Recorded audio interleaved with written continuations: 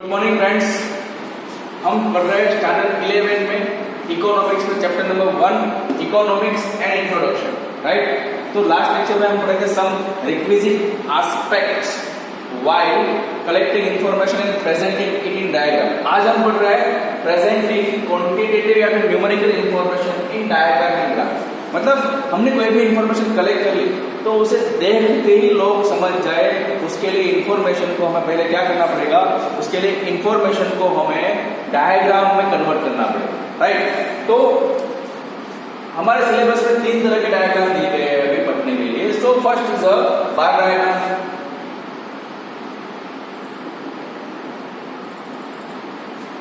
Second is a group bar diagram,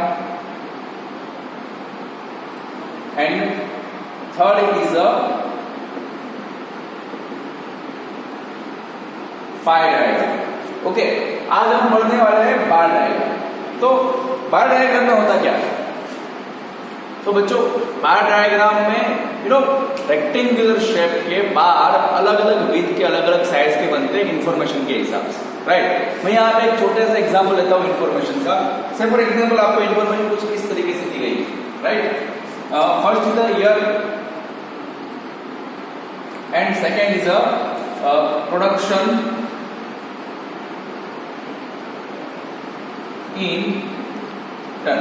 हम किसी भी चीज का फॉर एग्जाम्पल एक चीज का प्रोडक्शन लेते हैं, राइट।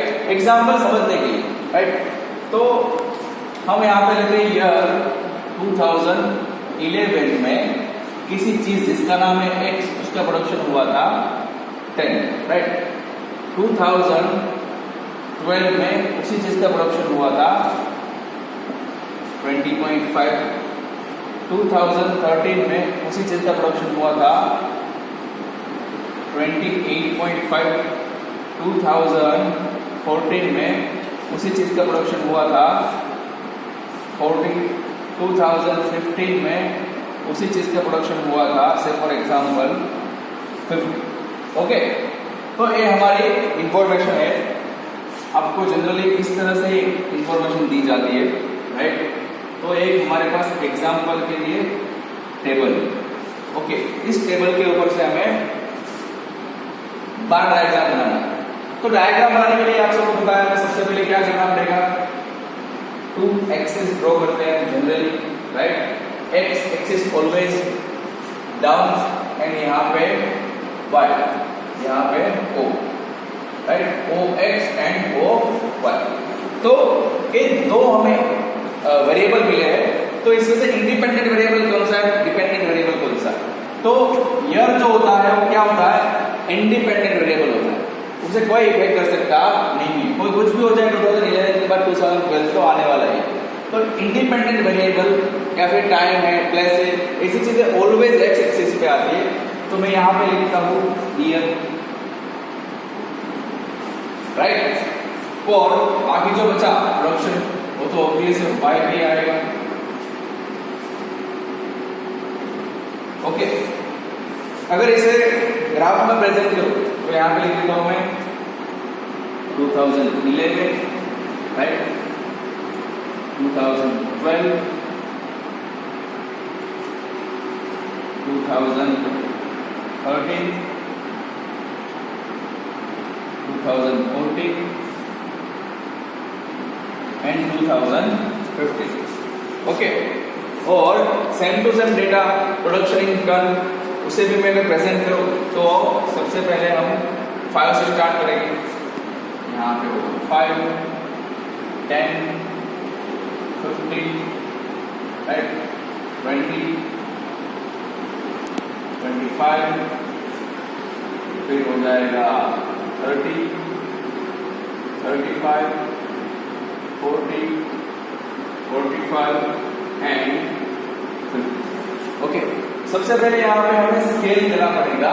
स्केल हम लेते हैं कि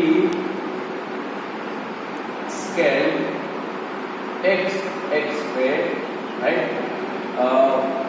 1 centimetre is equal two year लेते हैं और y एक्सिस पे 1 सेंटीमीटर इक्वल टू टन है, राइट है ना।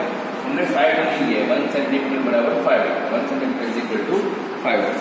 ओके, अब हम बार डायग्राम ड्रॉ करते हैं। तो बार डायग्राम कुछ इस तरीके से ड्रॉ होगा, राइट। इंफॉर्मेशन देखते जाए, 2011 में प्रोडक्शन कितना था, 10 टन।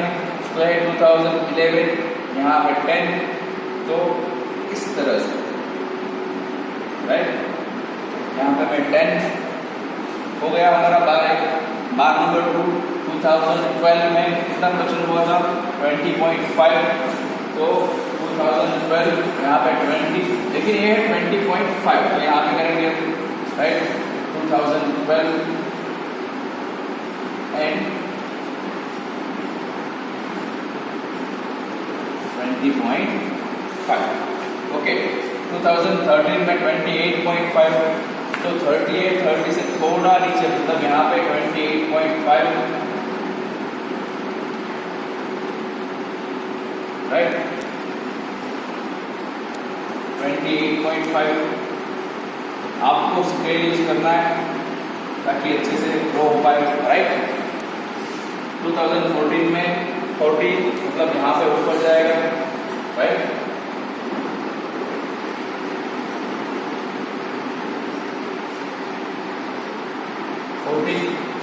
एंड 2015 में 50 टन, मतलब यहाँ पे इसके भी ऊपर।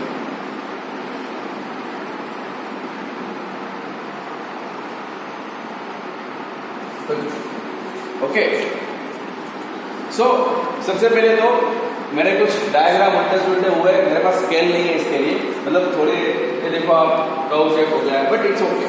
स्केल होगी तो अच्छे से ड्रॉ हो पाएगी। इसके अलावा इसमें बहुत सारे लोग इस तरह से डिजाइन भी करते हैं, आप भी कर सकते हो, राइट।